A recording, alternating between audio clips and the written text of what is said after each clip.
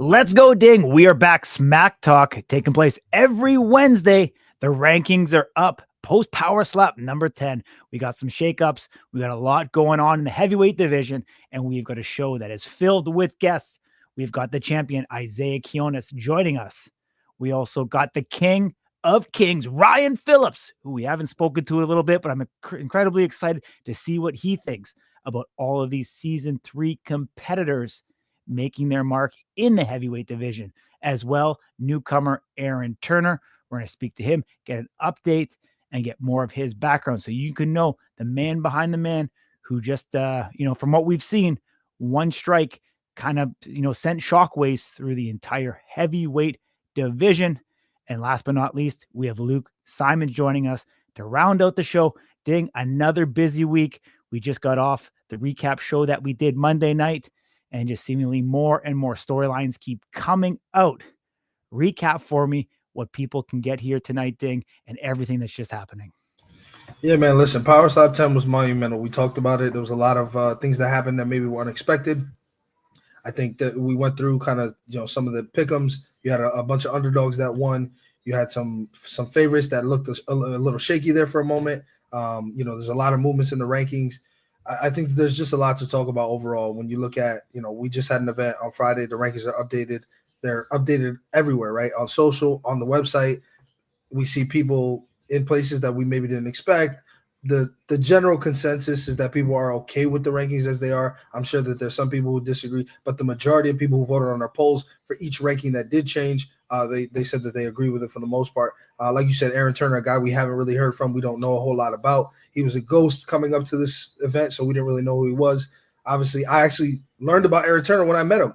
That's how I discovered who he was, what his Instagram was, because he's like a ghost, So it was very difficult to find him. But big personality, was very focused. His parents have a law enforcement background. We saw that up there in sort of the kit that he was sporting. If you look really closely in this fight, you'll see those patrol tactical boots. We'll ask him and talk to him a little bit about that, how that played into his performance. Obviously, he gets through a guy who at the time was number 4 in the world, Brian Ellis, a very tough, scary guy, tall guy, somebody who's had a lot of momentum behind him. So big news there. Luke Simons, of course, making his way up the light heavyweight rankings, moving up 4 spots after defeating TJ Thomas at Power Slap 10.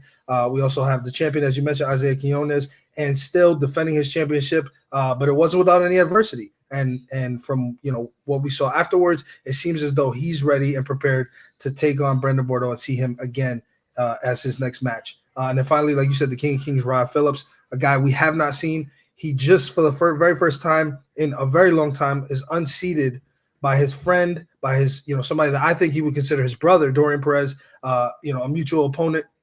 And, we'll get his thoughts on that. Obviously, a lot of respect shown towards him for all he's accomplished in the sport, right? The fight that he gave the champion, Damian DeBell, he stood at number 1, and that just recently changed. So tons to talk about, tons to unpack, and I'm very excited. Yeah, absolutely. Let's get into it. Isaiah Quinones is here waiting in the waiting room right now. We're going to bring him up on stage and really break down that match with Bordeaux even further. Isaiah, what's up? What's up, guys? See, you're at work again, working hard, one of the hardest working guys on the roster. So now that it's all settled in, how does it feel unpacking it?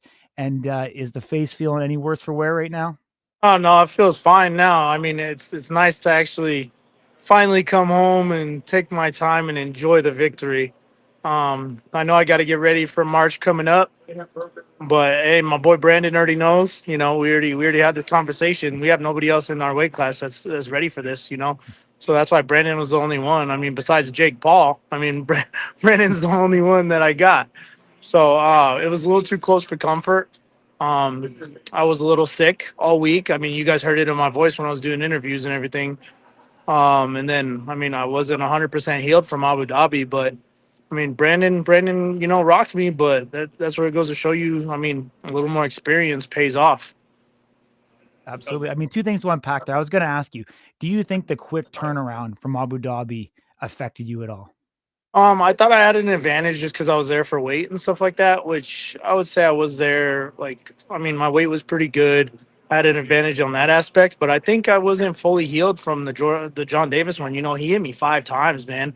I mean, he rocked me pretty good. There was a moment there on stage where I forgot for a second what was going on, Um, but I mean, I thought it was enough time to heal, but I mean, I guess it wasn't. And then, of course, being sick right after that is just not, it wasn't a good, equation going into it. But I mean, I love Brandon. Like I said, he has power. He got me right on the button. He found the button first, but I don't think he's putting me down this next time. Yeah, I hear you. You touched on it. You said March. Has there been talks to book you on that card? I mean, there's no confirmation yet. I mean, that's what me and him are shooting for. I mean, we told Erica, we told Frank. I mean, we really want that to happen, and we both shot for it, We both mentioned it to him, and I mean, we're all on board, so we're ready to go. Yeah. So you think that's really the only logical step is to get that second fight? Absolutely. Honestly, that's the only logical step because number one, the way it ended, again, like I said, I'm never one to make excuses at all, but I wasn't 100%. And yeah, like Brendan said, I mean, he wasn't out. I mean, he got knocked down just like he knocked me down. But that's right, like I said, where the experience comes into play. But 100%, this next match will, I mean, solidify my championship even more. If I don't let him knock me down, and I just end it with a good, nice either KO or an actual blatant, obvious call to call the fight. Mhm. Did you watch the fight back yet on Rumble and hear the commentating? And if you did, was there anything that surprised you, shocked you, or anything that you didn't realize happened on fight night? No, I knew when I took the knee, I knew I was waiting for 8 to pop up. And as soon as I heard the 8, I stood right up. And I mean, I recovered just fine. I just had to get my bearings. But people keep crying about, his being stopped too early, this and that. Well, if you go back and look at my Power Slap 1 fight with Russell, I was in the same exact state as Brandon was. And they called mine. I just wobbled a little, just like he was. And I was fine. I was like, I told the ref I was good. I was like, but I mean, they called it, and they called it for a reason. And then if you look back at Brandon's, yeah, he was wobbling around. It looked like he got his bearings for a second, but then when they brought the chair up on stage, he was still wobbling towards the chair. So I mean, there was a reason why they stopped it. Again, me and Brandon had this conversation after the match. If he would have taken the knee, he would have been fine. That's all it was. The difference was the knee, and that was it. If he would have taken that knee, he would have been fine. But if you compare my stoppage with Russell and his stoppage with me, it's the exact same. Yeah. I mean, anything for the champ? Absolutely, man.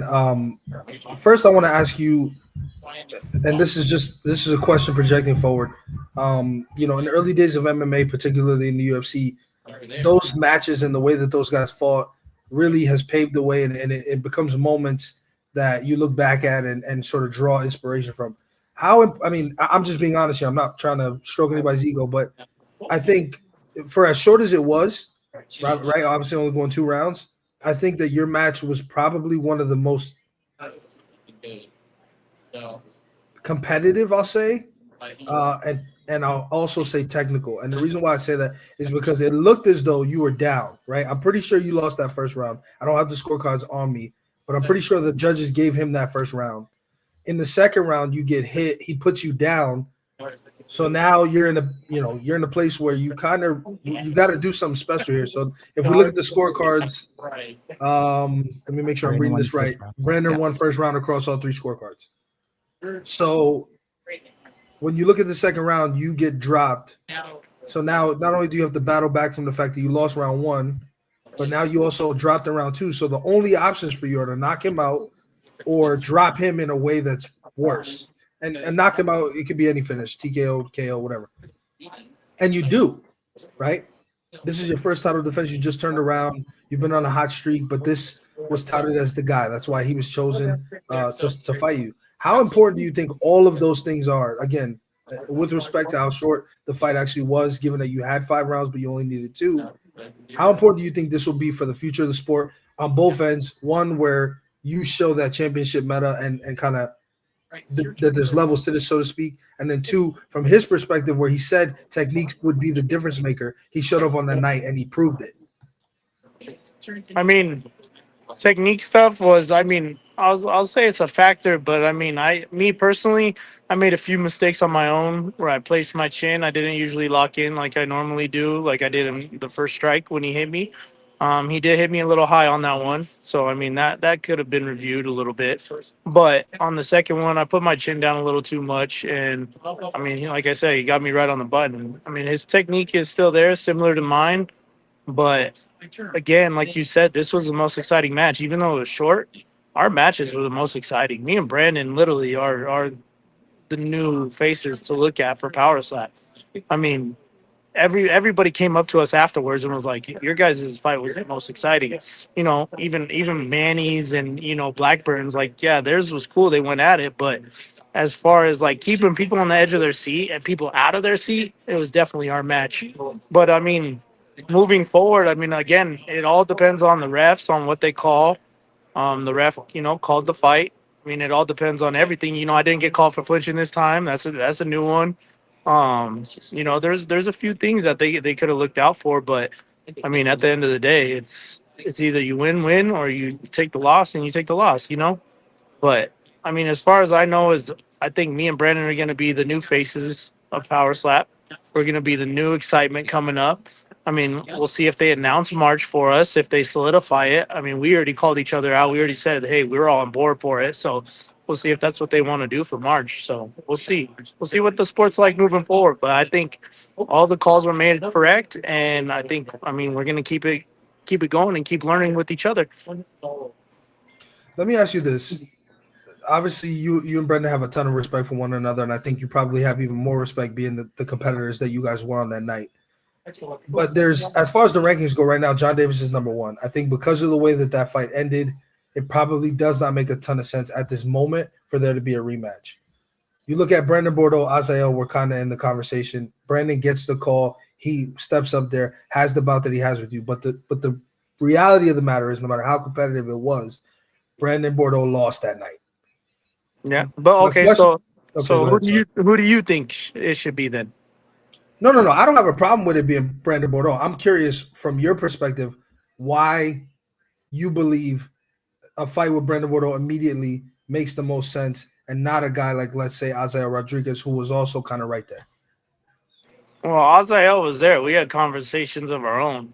But Azael I mean, he might have his own plans for all we know.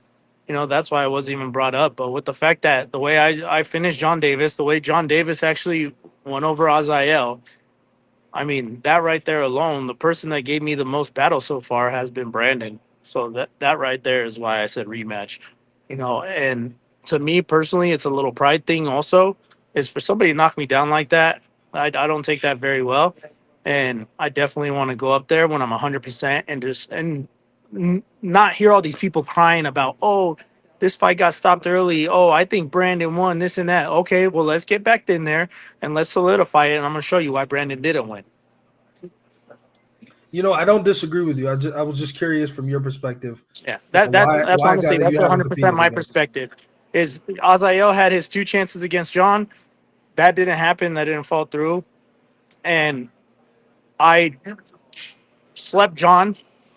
And that's why I don't think Azael would be more exciting than me and Brandon right now, because me and Brandon are on this path. And for the match that just happened, with how everybody, like I said, is controversial, let's go ahead and have another match while it's still controversial, and let's make it happen. I think that would be more exciting. And if you do end up fighting in March, do you think you're the headliner on that card? I better be. Absolutely. I think I've proven it. The fact that people are there excited to see me. I mean, they see the Hawaiian, they see these heavyweight guys, but people coming in the back and, checking us out in the back rooms while we're waiting to go onto our matches and stuff like that. People were back there to see me. It was, not just back there to see the bell or whatever. Everybody was excited to see me. I think I've proven the point. And with all my matches, how they've ended, and with all the excitement we have behind it, I think we should be the main event, whoever I have. I think I think it's safe to say Brandon agrees with you. But listen, everybody in the comments is saying the same exact thing. I think people in the arena were saying the same thing that night in the ballroom. Most exciting match of the night. again, for as short as it was, I think it had the biggest impact. Of course, it sets up a perfect story for you guys to go at it again. Congratulations to you. Of course, you were the better man on that night. And, we look forward to seeing the rematch in the future and talking to you as we once that announcement happens. Absolutely. Thanks, brother. We appreciate it, man. Take care. Okay. Talk soon. All right. The champion. Yeah, I mean, always great to talk to the champ. Like I said, quick turnaround for Isaiah. He was able to perform admirably, got that victory. It's interesting. I haven't heard as much controversy as he seems to be talking, but obviously he's in the match, so he probably hears more of it than I do. But from the most part, I mean, I think it's gonna be welcome for everybody. A potential rematch. March would fit, right in line. Great, get both these guys to be able to recover. I guess on the better part of 3+ months, give them that opportunity to square around. And then it becomes a real chess match. I think we're really going to get into it, and we're going to see who can learn what from, the experience that they had up there, the timing, the flow, everything of that match from a technical, and who can, play chess. It's kind of like in the NFL, for example. It's like you get rookie quarterbacks that come out, have a great rookie year, and then they hit that sophomore slump in their second year. And so we're going to see, who can adjust. Can Brandon adjust a little bit more than Isaiah to try to get him or not? Because obviously we've seen such a close match in that first one. But let's keep on going on. We talked about it. The King of King, Ryan Phillips. We haven't spoken to him in a little bit. Incredibly excited to get him back on the show, as you alluded to, dropping down to that number 2 contender spot to his good friend, Dorian Perez. Let's right off the bat. Let's bring him in. Let's talk to him. Ryan, it's been a while. How have you been keeping? What's up, boys? Ding-a-ding. What's up, buddy? Long time no talk. What's up, brother? How are you? Big C Corey. Hey, man. Doing good, brother. I haven't talked to you guys in a while, but it's good to talk to you now. What's going on? Life's good, man. Just, coming off Power Slap number 10, still riding the high, starting to talk about Power Slap number 11. The planning's already in motion. Hopefully we see your ass back up there at the table. Is there any talks, any rumblings? Could we see you over in the Middle East, wearing the headpiece and rocking the King of Kings style? Yeah, bro. Yo, I'm trying to get over there. I told Frank that's actually where I wanted to go, but I haven't heard anything back. I was supposed to be on 10. We had a match lined up, but it didn't fall in line with who I am and what I felt would be good for me. I got to look out for me. Power Slap doesn't really look out for me, so I have to look out for myself. And 25, we'll be back for sure. Yeah, I mean, some rumors speculating that a match with Pono Paul was presented to you. Can you elaborate on that? Is that facts? Is that fiction? And if it did happen, any reason why? Yeah, no, they did offer me Pono. And much respect to Pono. He's an absolute beast. The guy, it would be a great match because it's kind of like we're the same person in respects to how we came out of the show, both injured our arms, but he actually came out with a win and very impressive, doing it with his left. I've only fought champion, rank 1, rank 2, Darius the Destroyer, who's a GOAT. And I want to keep it to because really this might be my last match. This is I'm getting old. I'm almost 42 years old, and they don't want some 42-year-old old fart going up there. So this could be my last match, and I want to give it to someone in the top 5. I was looking for Ellis, but they didn't want to give me Ellis. I was looking for the bell again. I would like to get the bell. And shout out Dorian. What a hell of a performance he had. We'll see what happens. It's just I want to keep my legacy tight. I want to be the King of Kings. I want to only fight the top of the top. And nothing against Pono because man, that knockout was vicious. And he's getting there. So we'll see what happens. Yeah, I was gonna say, watching him be victorious over Cooper Housley, and now in that number 5 rank, does that change your mind? If they were to offer you that fight once again in Saudi, would you take it? Yeah, we'll see. We'll see. Yeah. Awesome. I mean, you touched on it. This could be the last time we see Ryan Phillips up there the next time you're there. Like, is that where you're at? Are you mentally there in your career? You think it's kind of, I don't want to say on the downswing, but are you preparing for life after Power Slap? Yeah, my life has changed so much ever since the start of this. You got to think I started in 22. And now we're rolling into 25, and my life has just been, usually it's just nonstop to begin with, but with my actual occupation and my career, I've been promoted, I think, 4 or 5 times ever since I joined Power Slap. So I'm in a completely different position, which is wild to me. That it's not something I've always dreamed of. But Power Slap, I just never in a million years even thought this was going to fall into my lap like it did. And here we are, number two. Still number one. I haven't been taken out of number one. But no, Dorian, I'm proud of Dorian. I'm proud that he's at number one. I even told him, I was like, bro, you better be ranked number one when the new ranking comes out. So I'm very happy that they're giving him his roses. And Dorian put on a hell of a show against the Bell. Me and Dorian are like brothers, you said in the beginning. And I found out a lot about the Bell in my match. I found out a lot about myself as well, but I found out a lot about the Bell, and I passed that knowledge on. And it looked looked like a piece of art. It was great. Even though Dorian lost, those two clubs, which we're going to tighten up, but shit, he made the Bell look mortal. He did something I couldn't do. Yeah, I mean, obviously, you can speak from experience going up against Damien DeBell. What is it going to take for someone to dethrone him? Do you think it's anytime soon, or do you feel like he still has that extra gear? Yeah, I believe I believe the Bell.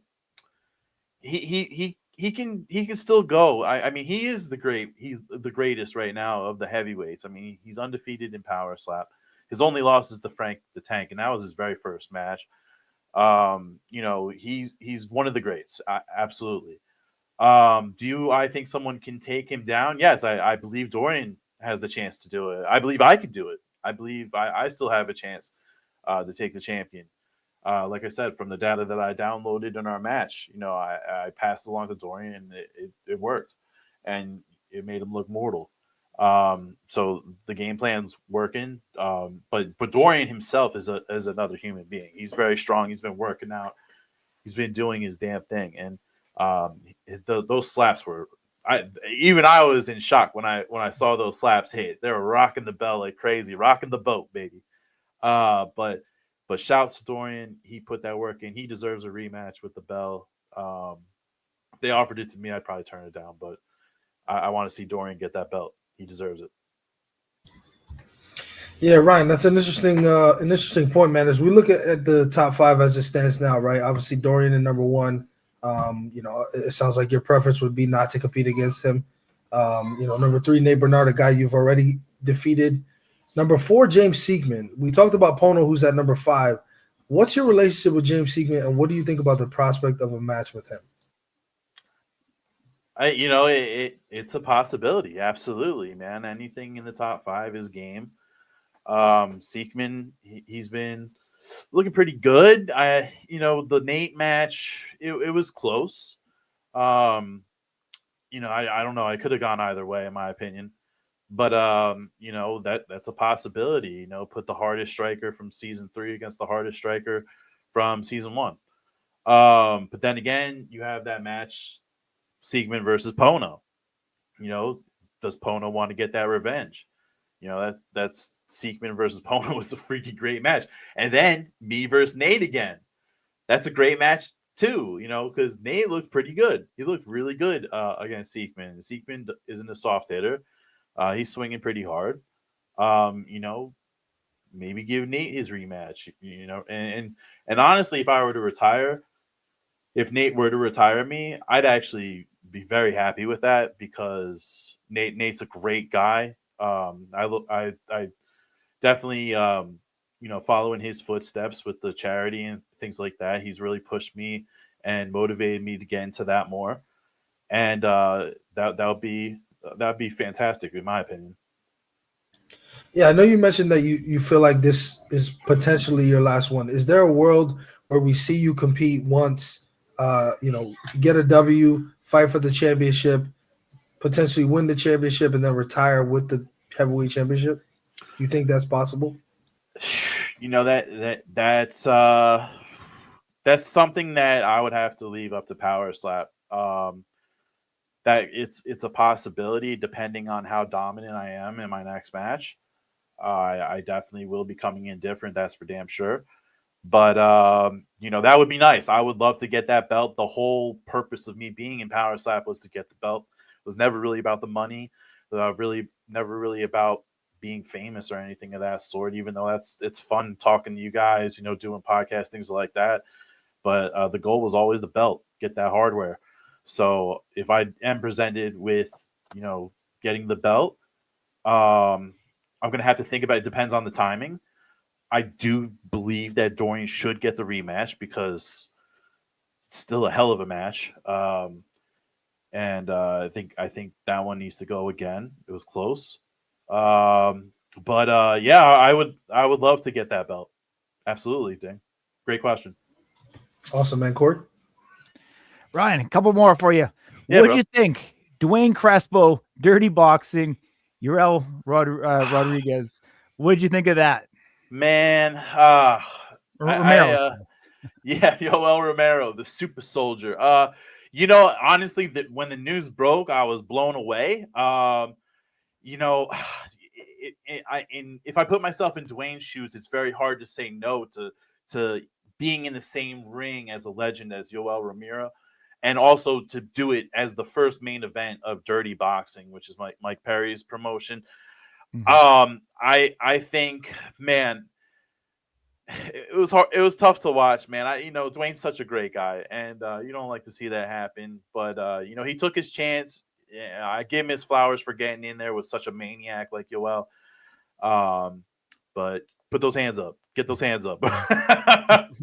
Jesus. James Seekman, what's going on with him? Or sorry, James Stonier. My apologies. Stonier. Oh God, I don't know, man. He's had some weird obsession with me lately. He can't get the king out of his head. And I wonder why. It must have been the shirtless photo I posted the other day. Did that straight for him. But yeah, I did a charity event with local legend. Shout out Sean Crawford. And we had a great event where we handed over 100+ turkeys. And me, I don't necessarily have family in Ohio, so when I celebrate Thanksgiving, it's either at my neighbor's house, a friend's house, or just by myself. So this year, that was my Thanksgiving. I was proud to show it off on social media, whatnot. Stone, you post up a post, saying, if you're going to do charity, you don't have to post about it. You're looking for clout, whatever his fat face said. And, he didn't tag me in it. It was directed towards me. It was like 10 minutes after I made my post. It was, obviously against me. And then he starts barking at James Seekman. And it's just like, I'm tired of it. So I called him out. I said, why the fuck are you posting this shit? Are you bitter? You sour? Were you drunk? What's going on, bro?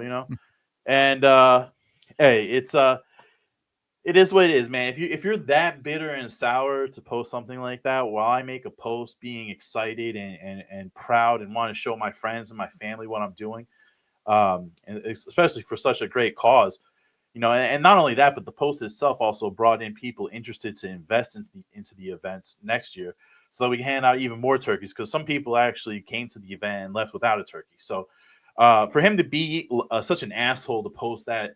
I just had to make a post and get under his skin and just tell him like it is, bro. I'm not, he asked for my address. He's going to come to my house or some shit like that. Come on, get it, bro. I sent him my address. Whatever you're going to do, bro. You're just, all you do is just talk. And then, and then he's just using my name for clout and he's saying I'm the clout chaser. So he's just a fucking idiot. Gotcha. 2 more quick ones. All right. So season 3 competitors come in. Who's the biggest turkey of the group? We got Wes Minna. We've got James Seekman, Pono, Paul, and I'll even throw Aaron Turner in there. Who's the biggest turkey of the four? Aaron Turner. Is that the guy who fought Ellis? Yes. Nice glasses, Ding. um, so I like all the guys for sure. I like Paul. It's been good fun, man. I'm just Wes having fun, bud. Hey, but Wes is a great guy, but I'll give it to Seekman. Seekman is a funny dude, man. The guy is a clown. I love him. He's a great dude. So Seekman for sure, biggest clown. What of those four? Who do you think has the brightest future in the heavyweight division? I mean, I think all three of them do. I don't know too much about Aaron. I'm adding Turner in there. 4. Yeah, I didn't see Aaron, but okay. But I know about Seekman, Pono, and Wes, and I think all three of them have a bright future in the heavyweight division. Those guys are badass dudes. Awesome, my man. Keeping it politically correct for the youngins. All right, buddy. Hopefully it's not the last time. I don't want to see you retire yet. We want to see you back up there kicking ass. All right. Hey, love you guys, man. Always Slap News since day one. Day one. Appreciate you guys have been the authority. Thanks, guys. Thanks, my man.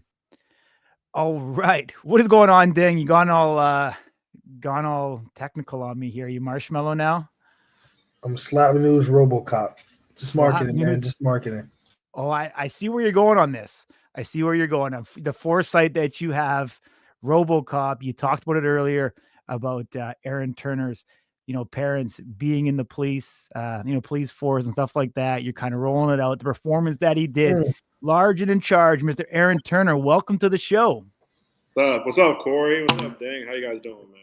Really good, my man. I got a bone to pick with you. Why do you think Slap News did you dirty? I mean, Power Slap did you dirty, man. They didn't even have you on social. They weren't following you on social. They didn't have photos of you. What did you expect, my man?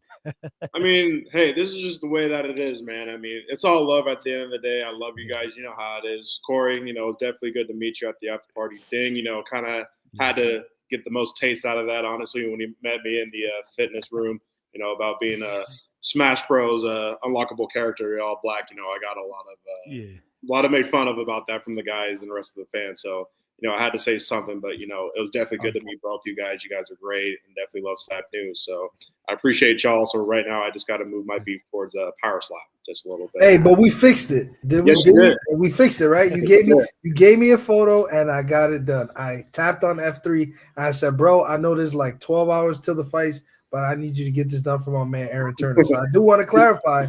Yes, you did, Ding. You got it right. We went above and beyond to fix it, to make sure, even though you didn't come to our live show, which I forgive you for, because you said you were focusing on your match and you went out there and you did what you did. So I'm gonna give you a pass there if you will give me a pass in return for putting you as an unlockable character. I will say, now we know it would have been a hell of a character to unlock. Absolutely. Hey, I apologize missing the live show. I was just, focused on my match, and I was actually training at the UFC facility. So, I was trying to get right. So I definitely appreciate you giving me that pass. I owe you one next time. Awesome, man. I mean, we've seen, publicly one strike of yours was released. Ding and myself were sitting there front row. You probably didn't see us, but we were able to see the entire match. How has it kind of been, not really able to talk to, your friends, your family about the entire experience, but I think it's very clear from, the clip that was put out, the outcome of your match, how it went. What's kind of been that, outpouring and, I guess extended reach from people that you've speak to regularly to people that you probably haven't spoken to in years? Honestly, since the slap, I still get the same support from people back home, support from my family, nothing has really changed, it's the same people, reaching out to me. So, I mean, the support, hasn't gone away. There's definitely some fans that, have hit up my DMs as of lately. I actually had to turn off my phone and, log out of my Instagram because it was just crazy, man. Just all these messages, all these DMs, all the support, and even some of the negative stuff, that I heard, before the fight, because nobody knew who I was, of course, which, thank you to Slap News, they got that corrected a little bit. So, the content really helped, and, just moving forward, just seeing the rankings. I'm not out there, but I got no beef about that. I'm the new guy on the block, so, I got to work my way up. I got to start from the bottom and work my way up. So, since then, just, I've just been enjoying it. But whenever I get that phone call, whenever that is, I'll be working. I'll just be getting training down and ready for my next opponent. Yeah, I mean, you were a D1 athlete, offensive lineman, you Washington State. Did you ever experience anything like you did that week in Las Vegas? Like, was it even grander than, competing, in the NCAA? Like talk to me and compare how the whole experience was from one to the other. So actually, I was a full-time D2 athlete. I went to Western Okay. Oregon University, so that must be a Oh, different area. But you guys have a lot going on. No worries. My bad. But to answer your question, like just that. Did you not go to Washington State? I did not. No, they did. They did I have thought you interest. did. They had interest in me. Coming out of high school, but Western Oregon was my home. I graduated. Gotcha. My from there. apologies, man. My apologies. I got my degree from there, so it's Western Oregon. But to kind of piggyback off that question you had for me, the whole transition from football going into something like power slap, of course. I've always had an athletic background. I've always had strength, and I've always had power. So that was something that I felt like I could bring to power slap. And you have to look at this whole list of guys. They have similar backgrounds to mine, kind of like Nate Bernard. And, I had to put up there Brian Ellis, of course, athletes on the defensive line, ferocious dudes. And then, you got other guys, that have MMA backgrounds and stuff like that, and even some guys, that don't have that many backgrounds, but they are powerful. They're really, really good at the sport, and they've done it for a long time. So I got to give them credit when credit's due. I think just for me, coming into Vegas, new to the game, I had some amazing mentors. I got to give a shout out to Pono. I have to give a shout out to the Crazy Hawaiian, even though we had a little mix up with coaching, as well as the other guys. Luke Simons, was definitely a motivation as well. Raymond, and then last but not least, I got to give all my credit to Coach Rob. He's an amazing coach. They critiqued, my strike. Pono was a big part of that. They knew I had the power and the strength. But, when it comes down to it, it's all about being technical. A lot of people comment on steps, lifts, and not to hate on anybody, but, I took most of the positivity from power slap strikers, not so much those guys that have no experience knowing what this sport is. Some celebrities, I have to say, had some negative things to say. But you know what? At the end of the day, it was a clean slap. It was a clean fight between me and Brian Ellis. And I got all the respect in the world for him because, he is a main card guy. And he is still a main card guy, and he's always going to be well respected, and he's a hell of an opponent. Mm-hmm.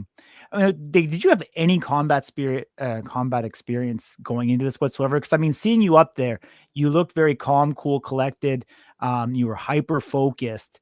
Like, what enabled you to go up there and have the confidence to perform the way you did? Well, just like anything, anytime you go to battle, you study your opponent. And I was grateful enough that, Brian Ellis didn't know too much about me a little bit, but we had met in person. We went face to face. It started right after the face-off. A lot of people in the comments saying, there's no way he's 6'7". He's got to be 6'8". He's got to be 6'10". So I already knew as an underdog, I had size, and people wanted me to go down. Everybody wants to see the big bully go down. But, for me, it was all about preparation. Once I got that coaching down, I took some visits to the gym, did the technique. I even did it, basically in my hotel room. And that's partially the reason why, I missed out on, the whole live event with you guys. No shade towards you guys. Again, I love you, Corey. Love you, Ding. I owe you a big one next time. In fact, you can ship me those glasses if you want to. I'll pay whatever price it is, man. I love it. But, just the whole preparation, I had amazing teammates, especially people that I debuted, which I'd like to give a quick shout out to was to Lauren Wise and Michael Michelle Brown. They killed it. The women's division is rising as well, so they get credit where credit's due. But for me, it was just all about preparation, being ready to go, and knowing that, I'm going against, the Predator. So it's a Predator versus Colossus, man. So I just wanted to let them know that, I wasn't going to be like some of the guys he's been against. I'm tough. I don't give up. And I definitely got some power. And that's something, I want to show out to the whole division because I know there's a lot of guys out there that are ready to put me down and, to silence the Colossus. So that's something I'm ready for, and that's something that I just love. Let me ask you this, Aaron. I appreciate you being a diplomat and, being the newer guy, being humble, saying, I understand I'm not in the rankings. But from a consistency standpoint, let me point out a couple things why I disagree with that. Number one, Dorian Perez, no matter how great his performance was, he lost. And he moved up 2 spots to the number 1 ranked guy in the world, above a guy who he has not beaten named Ryan Phillips. In addition to that, Wes Mena, another guy we love, became number 10, unseated Bryce Jones by beating a guy who's unranked making his debut. Again, I'm not hating on anybody. I'm just saying consistency, right? You beat Brian Ellis, who was number 4, like top 5 in the world.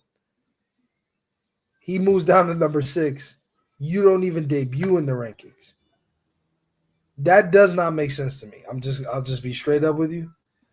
I need some honesty from you, man. I appreciate you being humble. I need some honesty here, though. You took out a guy that nobody has done that to in your debut with no fouls. Sorry, it's probably a little bit of a spoiler, but no fouls, right?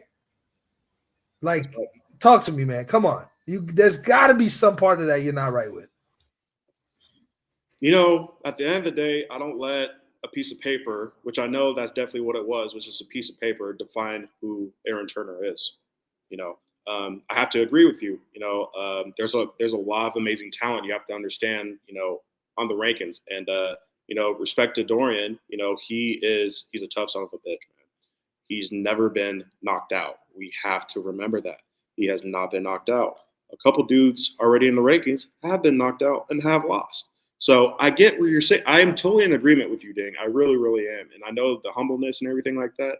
I believe I should be in the top 8. I'll be honest with you. The top 8, or I at least should be at least 10, is what I believe. But you know what? The Power Slap wants to see more from Aaron Turner, and they're gonna see more from Aaron Turner. So that, for me, is just motivation to just keep training and keep grinding. Whoever I got to face, I don't care if it's number 10. Bryce Jones, I feel like definitely got cheated. I've seen his work. He's undefeated. He hasn't lost. I would love to go against Brian Jones. But of course, I've also mentioned, throughout, this week, I'd love to go against Nate the Buffalo Soldier Bernard. So, I mean, it's up to them and what they want. It ain't fair. That's how life is. Life just ain't fair. Yep, I know you're unranked, and you should definitely be ranked, Bryce. Trust me. I know, brother. But you know what? It ain't fair sometimes. Just how life is, man. It's either you can, take it as a negative as a positive. If I take it as a negative, I ain't going to grow in this sport. If I take it as a positive, I'm going to grow. That's just the way it is. So, fair or unfair, people know what I'm ranked or what I should be ranked. And at the end of the day, I can wake up and go to bed at the same time and know that I should be ranked. So until that day happens, 2025, you're going to see me ranked. I appreciate that outlook, man. And for those in the comments, I just want to clarify here. There's some notion that once your fight airs, you will be ranked. I would push back on that. That might be true. My only pushback would be there were guys who were from season 3 of the show that were ranked before their fight even aired.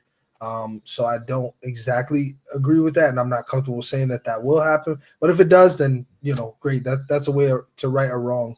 But I mean, for Brian Ellis to move in the rankings, but you didn't, like I said, whatever. Like your outlook, I like it. I'm gonna adopt that. Let me ask you. You competed. It was a very small group of people. Do you think that mattered at all? Like, it's your debut. Do you think if it was a full arena, it would have changed anything for you? For me, the way I prepare, I've been around 10,000, 100,000 people before I have performed. When I walk in, it doesn't matter the sounds, the buzz, the yelling, the screaming, the air horns, whatever they have has never affected who I am, as an athlete. I've faced adversity before. At the end of the day, it's me against the other guy. And as I think it up, it isn't me versus you. It's me versus me, because I can only defeat myself at the end of the day. So when it comes down to it, between the lines, between the bells, it's just me versus me. So that's the one I'm competing against. And talk to me about, obviously we mentioned it as you were coming up, but your parents and the law enforcement background, particularly your dad, you wore, patrol or tactical boots up there. Number one, what went into the process? I'm assuming you don't wear those, and I might be wrong, but I'm assuming you don't wear those, like out just day to day. What made you choose to wear those up there? We've seen guys wear, cowboy boots or longer, boots that go up a little higher, but we've never seen anybody wear tactical or patrol boots. Obviously, the law enforcement background is pertinent, but I'm just curious what went into the thought process of that, and then also in hindsight, Do you think that helped you or changed anything for you at all in the department of stepping? My mom was an attorney, my dad was a police officer, so definitely some tough backgrounds. It was a good household. They always held us to responsibilities, and there's always going to be, yes, ma'am, no, ma'am, yes, sir, no, sir. Our household was always respect. So your question about the boots, those are actually the Nike boots, the 2.0s. They're out for about 225, 200, but it ain't about the pricing. It's about the comfort. For me, I'm not going to come in some flashy Jordans. I usually wear Jordans. I wear Vans, Nikes. I'm a big shoe guy, big shoe collector. So that's something I've been collecting over time. But the boots were just a sign, for my dad. My dad was my idol growing up. So he was a well-respected police officer. People respected him in the community that he was in. And, once you see that, as a 6-year-old, you're not supposed to remember a lot of things when you're little, but I could definitely remember and reminisce the times that I've gone on ride-alongs with my dad, the way he respected people and the way they respected him back. And that takes a lot, especially in law enforcement, because nowadays, police brutality and all this stuff that's going on, people, being killed by, people in uniform that abuse that uniform, that abuse their authority is very upsetting. So for me, I respect the ones that go day to day serving their community the right way. And everybody knows the right way is serving the community and protecting the community, doing right by people. It's love at the end of the day when you show love for them and then they show love for you back. That's the way that it should be. And I think we're just getting away from that as, a society, man. So I hope one day that can change. And, the boots are just in honor of my dad, honestly. So I know that, when I have those on, I'm ready for war. And the second part of that question, do you think that choice of footwear helped you at all when it came to minimizing fouls? I would say so. A lot of guys do. I see a lot of flat-footed shoes and stuff like that. I've seen a lot of guys wear Air Forces are a big thing. I've noticed the champion wears Air Forces. I think it's honestly just about your technique. It felt good on me. I felt like the athletic wear, the Nike shoe, the Nike boot. It felt good. I was able to keep good balance in my ankles and everything like that to absorb the slap. I know everybody didn't see it, but I didn't stumble back at all. I took the slap like a man, and I felt like the boots really helped out a lot. And we've heard a lot of talk in the past about the size of the box, particularly for the bigger guys. I don't know exactly what your shoe size is, but you appear to have pretty large feet. Did you feel like there was any issue there or anything that you were like, oh man, this box is kind of small compared to where I want to stand and things like that? Obviously you have to be within the box, but did any of that, feel, I guess, uncomfortable or unnatural to you, the size of the box in comparison to where you wanted to be positioned? No, not at all. And for the record, I'm a size 15. Everything is small for me when you're 6'7" and you have a size 15. I mean, you could only imagine how I fit in the airplane seat. But as for the square and out of the box and everything, I think it was set up the way it was. I don't think it'd make a much huger difference if it was a lot wider or a lot longer, honestly. So I was good with the way the box was. And, I got to give a shout out to the Power Slap committee and the referees. They did a great job, going over, the rules and everything and like our stances and everything and how everything goes. I think they did an amazing job. So I have no complaints whatsoever about the size of the box. I know some guys might have complaints, but, that's up to them. But as a newcomer, I had no issue with the size of the box whatsoever. Now, my final question is about kind of the way that the things, I guess, went. I don't know if I should say this. I don't want to get in trouble. You might want to take your glasses off and think about this for a second. I love it, man. I love it. I got to get me a pair. You got to let me face the music here.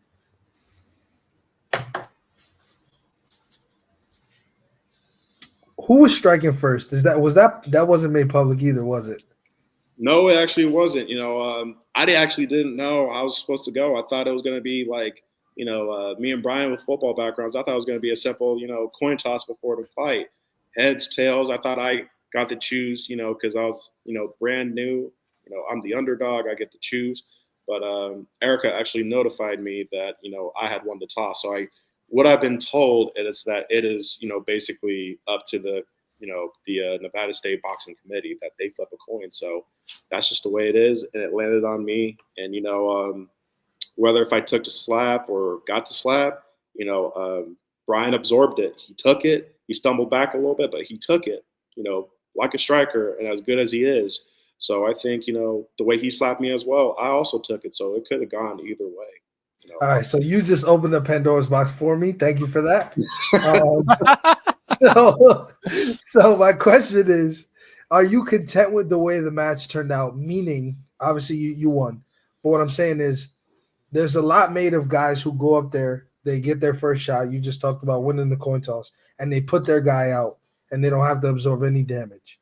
But the problem with that is when you go to your next match, it's now the second time that you're potentially getting hit for the first time, but it's your second match. It's a little uncomfortable, and there's some questions about the chin. In your case, as you just revealed for us, you do get hit, and you live to see another day, as we can see by that footage that PowerSlap posted. Are you content with that? Do you feel like that was a better outcome, or would you have preferred to just have an easy night, go up there, get him out of there, and not have to absorb any strike? Anybody that I face or end up facing first, whether if I KO them first or they KO me first, it doesn't really matter to me who has the advantage. Obviously, the coin flip really does, make a difference. And I know some guys will agree to disagree, but, for me, I would totally be fine with, winning the toss or losing the toss and somebody hits me, that's just the way the game is, like I play it the way it is. It's really no fair or unfair. Sometimes there's an advantage and sometimes there's not. Some people think there's an advantage of being 6'7", but you could be 6'7" and hit like Jane or something like that. So, I mean, honestly, it's just the name of the game, and I just follow it the way it is. Awesome, man. Well, it was a pleasure being able to, watch that bout. Thank you to Frank for allowing us to do that. Congratulations once again. I think you have shaken things up quite a bit in the heavyweight division, along with, a guy named Pono Pal and Dorian Perez, who I'm sure you said you met Pono. I don't know how much time you spent with Dorian. I know, if I'm not mistaken, he was one on your team and two in the fitness center when we all kind of met for the first time. So, I'm sure you'll start to see more and more familiar faces. We're excited to see you up there again. Is there potential that we can see you at, PowerSlap 11, Saudi Arabia, January 30th? Are you doing anything? I got no plans at the moment. Again, I'm always a dude that stays prepared. So I could go tonight. I could go tomorrow. I could go next week. I could go anytime. I'll face anybody, anytime, anywhere. It's going to be up to the committee what they want. So whenever my phone is ringing, Erica, Frank, Dana, if you want to, call me up. Whoever, Rihanna, you can call me up. I don't care. I'll be ready to go. So, I mean, just I'll be ready to go, whether if it's Saudi Arabia on the 30th or just, the next one, because I know the sport is growing. And, as much as I want to be humble and just wait for that call, I know I'm going to get something. Well, there you have it. Aaron Turner making his Smack Talk debut. Thank you so much for joining us, man. We can't wait to have you back. Again, congratulations, incredible performance. And I'm sure, it's onwards and upwards from here, my man. Awesome. And hey, Dang, thank you very much. It was a pleasure meeting you. Corey, likewise, definitely good to see you at the after party. And I got nothing but love and no beef for Slap News. Appreciate y'all. Much love, man. Appreciate that, my man. Take care. All right, Ding. Great dude. Big personality. I gotta change this now. Come on. You gotta change it? I gotta change it. Go ahead, dude. That was pretty slick, man. You had the Aaron Turner going across the glasses. I give you now it's bouncing. Now it was a minute ago. Okay. Do you have a pre-program? Let me ask you, do you do this on corporate time when you're at work? This is what you're doing, is programming the glasses for the No. Look at how easy that was. You see how easy that was? Look at it. It's already switched. Right. I'm previewing who's coming next. Come on, my man. Come on. He's in the back, crack it up. Good. Come on, Luke Simon's gonna blush. I think he's getting a little. He's little blushing. He's blushing right now, man. You got the glasses. All right, let's bring him in. Let's introduce Luke Simon. I already Luke got Simon's his shirt number off. one fan. I already got his shirt off. I don't even have to do anything. His shirt's already off. Is your shirt gonna come off too next, or what? Come on, Luke. Let's go, man. Yo, what's up, man? Red as a tomato, brother. Did I put you on the spot here? Do you like digging the glasses? That was funny. I just saw my name on your glasses all of a sudden. I'm like, then that was quick. Yeah, listen, man. This is the new wave, man. I just discovered something here. We've become pros at marketing. Nobody on planet Earth will be able to do this. That's a fact. Well, Luke, congratulations, man. Welcome. You've been on Smack Talk before, so it's not your debut, but let's just get right to it because we made you wait for a long time, so I apologize. No, it's good. It's good. You are the biggest mover across any division. You move up 4 spots, even though you beat a guy who was ranked just 1 ahead of you. You went up 4 spots. Talk to me about how that feels. It's awesome. I mean, I beat Allen, but barely. But like that's part of the reason why I moved up so fast, I think. Let's see. So, and who Garrett and TJ fought before as well. So, and TJ wait, they moved TJ down to 8. Yeah, I guess so since he lost. But yeah, so TJ took your old spot, but you jumped 4 spots. Yeah, I mean, I dominated. So I mean, I took 3 shots. I gave him 3 shots. Like he had a full fight's worth of shots to take me out, and he could say all this stuff about stepping and whatnot. He's posting on it. He even created a whole reel about it with 3 different angles. I'm like, dude, you stepped and clubbed on me too. Like, I don't know. And he's 35. He's got kids, and it's kind of his last. I feel like his last run at this, So I understand where he's coming from, and he's a nice guy, and we got along and everything, actually. So it was just interesting to see how upset he got. But I mean, I understand, but I don't know. Like, did you see how clean that slap was? It was so clean. Like, oh, we saw it, my man. It was like I did karate on him. I was hata, and it was off. So I don't know. There's not much to debate about that, but people, a lot of the people that wanted him to win, those are the people that wanted him to win that I saw tagging me or whatever. I could see they were friends with him because we follow each other. So I don't know. Well, let me ask you this. You have probably one of the most epic descriptions of what slap fighting is when you get a knockout, right? If I remember correctly, you said it's like magic. Yeah, it is. Was this one like magic? No, this one was a little different. This one, I mean, I felt like exactly what was going to happen was what was going to happen. And I took my time this time. Well, I don't want to tell how I do stuff on certain things, but I took my time and I hit him right where I wanted to hit him. And he fell back and it felt powerful.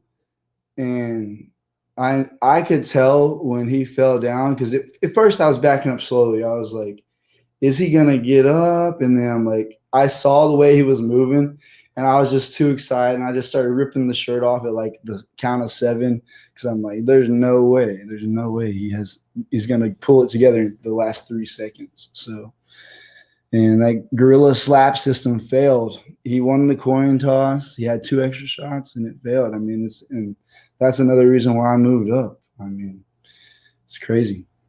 Yeah, you had me a little nervous with the 3 strikes, man. Was that just like for the one time or No. did we learn something? Well, I don't know. See, against Allen and Caesar, especially against Allen, I feel like I was learning to time the slaps like the crazy Hawaiian does or Isaiah does it a little bit. But then they're tightening up on that moving into it rule, it seems like.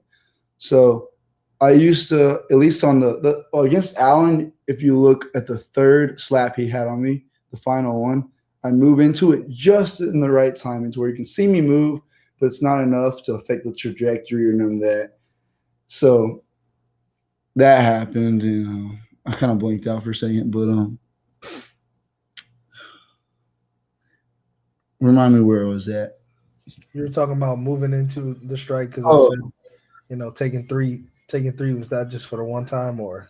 Yeah. So, he hit slower. It seemed like so slower and less powerful. So I think it's like a change up in baseball. I'm like going to time it and everything, and then I'm moving too early. So, and then I adjusted a little bit, and it was a little bit better. Which the second one I thought they should have gave to me and not called it a flinch, but obviously they just want you to sit there and be perfectly still. So the 3rd one, I cleaned it up and sat there. Turpin's thoughts on Luke. I don't know. I think Turpin knows I'm a dog. Me and Turpin, I feel like me and Turpin have some of the best walkouts right now too. Like when me and Turpin walk out, we're hype, we're bringing it. Like a fight, me and Turpin fighting would be insane, I think. He was your coach on the season. Yeah. I love you got close to him. Yeah, I know. It sucks. So I don't want to have to fight him. Think I would beat him, but also he's good at what he does too. So and I want to see how he performs against Russell. And I called out Russell, and I think Russell's the hardest opponent right now because if you look at the whole division, a lot of the guys are kind of on the older side. Whenever I stand next to them and feel their presence, I just feel like I can dominate them. And as humble as I can say that, but it's just like, man, I mean, I don't know what else to say. I got in this sport at the right time. The competition's coming up and getting better and better and better. And I feel like, I'm in the right age, got the right skill set, the right body awareness for all of it. I'm putting it all together. So until they get more people like me, I don't think I'm going to have a problem. And then Russell's the only one who's like I see a really good fight with. Now let me ask you this: given where you're at, in the rankings, everybody above you's booked. I know for January 30th. So where does that put you? Does that mean you fight down in the rankings? Does that mean you just sit and wait and hope that one of these guys is going to make a turnaround in March? We do know that the next event is in March at some point. We don't know any more details than that. So what are your thoughts about that piece of it? Well, the one of the people I passed, which was Garrett Blakesley, I didn't fight, but also he fought TJ. TJ won via DQ. I feel like, I don't know. I don't feel like TJ or Garrett's that much better than TJ. So, So you're saying he Garrett walks on the treadmill for cardio. He walks on the treadmill for cardio. I'm sitting out here running tons. I ran 8 miles yesterday with a black eye. So I don't know. I don't feel like they got much for me other than after all these people play out. So yeah, you versus Russell will be quite some artillery on stage, man. Yeah, I was going to ask you. I'm like, how bad is that black eye? Because I wasn't sure it was the lighting at first, but how does it feel? I feel good. I they gave me an ice pack and I said no because I wanted it to swell up because I was planning on that picture with the steak that I had on my Instagram with a black eye, and I got it, but it's harder to tell I have a black eye. You see some swelling if you look close enough, but now I definitely have the black eye. But it's not bad. What was the inspiration? Where did you see that from? What getting the steak and the black eye? Was it was there an inspiration? Like, did Tyson do that or something? Or I just wanted to celebrate, and I've been dieting so hard because I bulked up to 225. They said I bulked up to what's his name? Michael Bisping said 235 on my walkout. No, it was 225, but still 20 pounds. I lost 20 pounds in 2 months. Or 6 weeks. I got ahead of the weight cut, but I just was like craving some good food, and I wanted some of the best steak you could get, So I've been thinking about food for a long time, but now that I have whatever I can eat, I'm like going back to eating lean because I just don't like that bloated feeling. So, but yeah, that's where it came from. I was just hungry. Gotcha. Where did you end up going to get steak in Vegas? Circus. So I don't know. Really? Out of all places. Yeah, I know. Like it was like Circa, the same name, but Circus. It was pretty good. I really wanted to drop like a rack on steak, but my girlfriend's mom's family and whatever, they took us to a place that was expensive but reasonable. So that's how, that's what I ended up getting. Awesome, my man. The experience being there, talk to me about the energy in the crowd, because I'll tell you, you did something that I didn't think you'd ever actually do. So you took off your shirt. You channeled fellow gorilla slap athlete, one of the most vanilla guys in the sport, Garrett Grimes. Oh, I did that before he did. Exactly. You inspired him. You inspired him to get take a knockout. Why'd you take your shirt off? At least get a knockout. At least get a knockout. But he no, gave you credit though in the post-fight interview. He gave you credit for motivating that one. I didn't hear that. Yeah. He was giving you love for it, man, even after taking out his buddy. Cool. Yeah, I mean, I know who Isaiah's done it before, and Brandon Bordeaux, I think he might have done it before. But, you know, I can't let them steal the show, you know. I mean, I know what I got, so I had to leave. And then the Flex show too. That was cool. They didn't put it on the live recording, I don't think. But yeah, I was doing like a whole side chest and a whole front double by for whoever was out there, and I wish they would have showed that. But I got a picture at least. Gotcha. Hey, Corey liked it. Trust me, Corey liked it. What did you say? I said, did you throw your jersey in the crowd? No, I just threw it like on the stage, and they handed it back to me. Okay. I was gonna say, did you regret throwing that away if you did? I almost did. But I'm like, you know, I don't know, someone possibly to get hit by it, or I don't know. You know, people sue people for everything these days. Hey, man, if you're trying to get rid of that, we take worn clothing donations. I got 2 jerseys this time because they had my sizing from the show, but the jersey seemed a little bit looser this time, and I felt leaner, so I was like, let me get something a little bit tighter. But I still could have went down to a medium, to be honest. Oh, that's good insight. You got a performance bonus, man. What was that like? Yeah. Extra cash. I'm not pocket watching or nothing. I was at the steak dinner. I was listening. I'm like, please, they better give me a performance bonus, because like there were good fights that night. And I'm like, you know, and I figured the way Dana is, you know, he doesn't always just give out like 2 bonuses. If it's good enough, he'll spread the love. So I was glad to get the performance bonus. I don't know how much it is yet or nothing, but it's gonna get sent to me.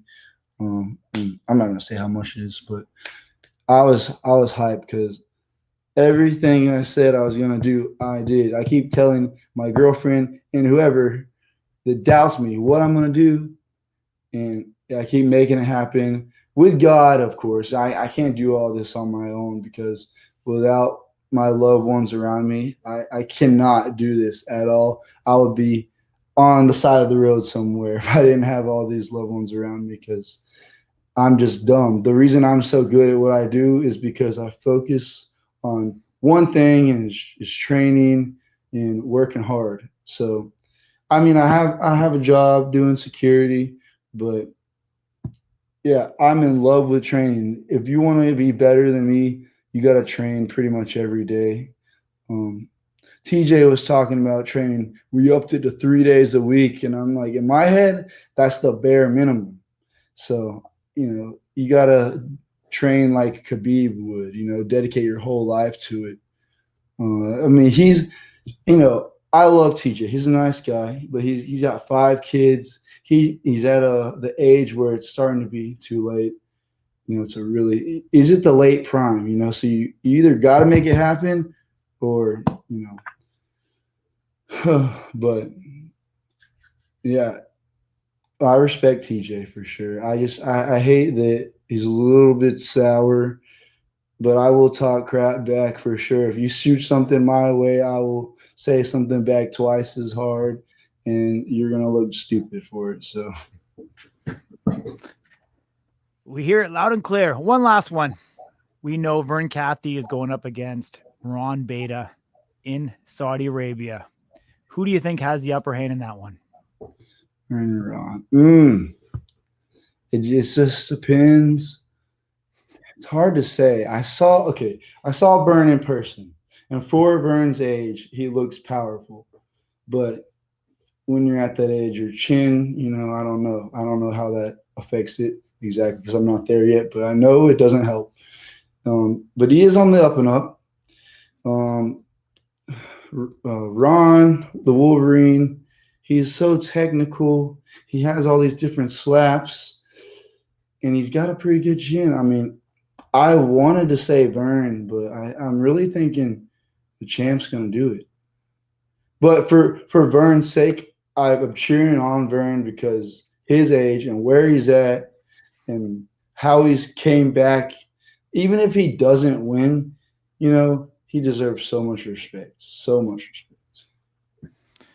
Awesome, Luke. Appreciate you joining us, catching up. Hopefully that eye heals up well. And forward to seeing you next time you're up there in the light heavyweight division. Thanks for having me. Take care, my man. I'll too. All right, Ding.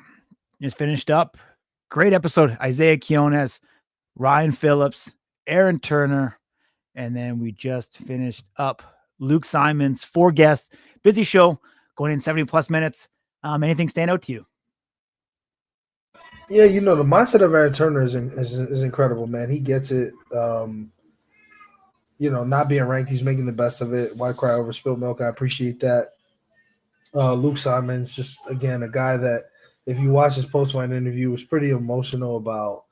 I think this was just as much about proving things to himself as it was about proving things to the rest of the spectators and his peers. And it was a very real moment. Out of respect, I didn't want to clip that and post it all over social, but it's there. If you watch it, it's probably a 3-minute interview. A very raw moment, a very, very real moment. So definitely, something that I can appreciate. Isaiah Quinones, like he said, he kind of came up here and gave his rationale for why Brandon Bordeaux should be next. And I don't disagree. The one piece of that I think is a little, unusual, and that I maybe don't agree fully with, is that because John Davis beat Isaiah twice and Isaiah beat John Davis, that automatically means Isaiah, doesn't deserve an opportunity in the same way. I think styles make fights, just like in MMA. Again, Brandon Bordeaux isn't known for what he did at Power Slap 10. That's just the truth. He's not a drop you kind of guy. So for him to go up there and do that to a guy who hasn't been dropped at 185 pounds was monumental for him, and I think his stock rose quite a bit. Changes everything, and I appreciate that. And I'm not disagreeing that he should be the next guy, but I just was curious why Isaiah, was kind of put on the shelf there. Again, we have to consider what's public and what's not public, and as of this very moment, Isaiah's the number 3, middleweight in the world. And then, of course, we hear from Ryan Phillips, which is always a treat. He may be coming to the end of the road here, which is unfortunate.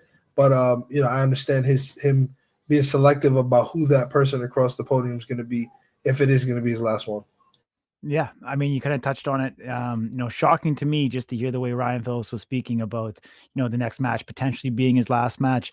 Obviously, we know he's got a great career. One that he's looking forward to after Power Slap as well. So, much respect for him. And I'm excited to see him, back, even if we do one last time. And, especially if we know what we know now, I think, to really appreciate what Ryan Phillips has done as being one of those OGs in the sport. And, I think it'll be, it'll just be different knowing what we know and really appreciate that entire moment. I mean, we haven't seen, in MMA, when they put the gloves down, retire on stage. We haven't necessarily seen that in Power Slap yet. I wonder if there's going to be something that's going to be kind of carved out to, commemorate that. And, maybe Ryan will be leading the way for that particular instance or moment, whenever that day comes. But I think, the heavyweight division in a lot of ways kind of took place where middleweight was. We talked about middleweight was super exciting, a ton of contenders, everything was there. Now I feel like heavyweight has kind of evolved to that really exciting division with these new entries of Wes Minna, James Seekman, Aaron Turner, Bryce Jones, and Pono Paul. And I didn't forget one this time. I was actually worried that I was going to. And of course, I know you the way you are, you let me sit there and hang on it because you're a wingman of no good. But anyways, real excited about that. Like you said, Aaron Turner. I hope for his sakes, as you kind of said, hopefully he gets in the ranks once his fight is released. Because we were kind of obviously trying to figure that all out and why he wasn't there. And I don't know. I don't think there's really a precedent. I mean, Brandon Rhodes was placed there before we even seen him going into his match with Bordeaux. I don't know if you remember that. He moved before the show was even released, debuted in the rankings. So, I made that point. Yeah. So, and I think it's a damn good point. Absolutely, but it is. I will be the guy, as I always am. I will come on here and I will apologize and say I was wrong. If for whatever reason his match airs, and now if his match wasn't shown at all, I understand. Yeah, we know the outcome of his match. Brian Ellis moved. It doesn't make sense to me. And again, we saw Brandon Rhodes. We saw the Chief all debut before the show was aired. So I disagree with that. I think that maybe this is a wrong day right at some point in time, but I think that there was an error. Aaron Turner does not make his way into the rankings, and I think that he should. Yeah. No, I definitely hear you on that one. We're going to have a little fun, Ding. I'm going to put you on the spot again. We're going to go into the collection. All right. We've kind of been inspired from days of past. Have a little fun here. So I'm going to go deep dive. Gary Vaynerchuk, V-Friends Series 2. Oh, God. Who is the gracious grizzly bear of Power Slap? Dorian Perez. Okay. All right. I was going to say one dumpling, but I don't know how gracious he is. Yeah, the gracious threw me off. So the passionate parrot. Oh, I'm getting his beat. You're getting green screened. The passionate parrot. Yeah. Help me out here, chat.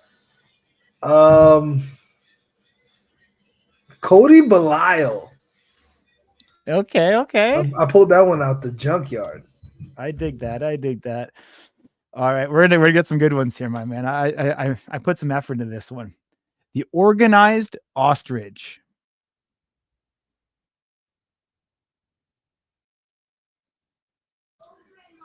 Chris Debo. Okay. Two more. The reliable rat. Dude, that's fucked up no matter who I say. This is a setup. I'll say it because he's mad at me anyway all the fucking time. KO Chris. And one last one. This shit's going to get clipped and put fucking everywhere. You're the worst, bro. The witty weasel. Oh, even better. Jesus Christ. Dude. Oh. Have to get ahead of the game, Ding. Slap Jesus. All right. Slap Jesus, my man. What a name. All right, dude. As always, appreciate you joining me. Great catching up. To keep things rolling. We know 3 matches coming up. Power Slap number 11. You guys ain't right. You guys ain't right at all. For this one? What is that? What's the name? Was it reliable? Hey, there we go. What do they say? Amir's not always on time. What's that Ashanti song? I don't know. You lost me, bro. I don't listen to Ashanti. Amir is always there when Erica calls, but he may not always be on time. You know yeah. All right. Let's go. We're getting squirrely in the last half of this Slap Fast hour. Well, you got me fucking comparing Power Slap strikers to rats, bro. That's not right. Well, dude, if you put a little planning in next time, like I said, you can put me on the spot, my man. So go to the deep dive right now. Is that what's going to happen? This is the X-ray edition that Alan didn't get to. This is an armadillo X-ray, in case anybody was needed to really know. The armadillo. Are you just showing it? Like, why do you have an X-rayed version of the armadillo? It's part of AMG, man. Look, this is a toucan. Okay. I thought you were trying to put me on the spot or something. You're gonna ask me who the armadillo of Power Slap. Nah, we'll wait till next week. Don't worry. I got rats and shit too. Okay. I got one last one. The Power Slap website has Wolverine at 33 years of age. Is that accurate?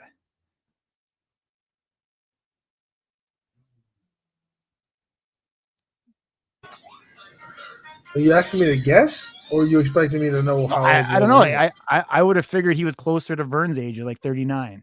Oh, that's fucked I don't up. know. So you're saying he's old? He's 33. He's a lot younger than I thought he was. Doesn't that shock you? 33? No. Really? I mean, look at Vern and look at Wolverine. Vern looks older. I don't know, dude. The guy's got 19 fights in his career at 33 years old in slap fighting. I mean, not everybody can be like 40 and look like you, dog. Spreading rumors again. Not even close to 40. Not the rumors. Spreading the rumors, my man. Awesome, dude. Well, let's wrap it up. Appreciate everybody who listened in, tuned in to 80 minutes plus. We appreciate everything that you guys do. All the comments. Appreciate everybody. Much love, much respect. Until next time, stay good, stay busy, and I'm sure we'll be back with more updates to come next week. Same time, same place here on YouTube, Facebook, 6 p.m. Pacific, 9 p.m. in the East.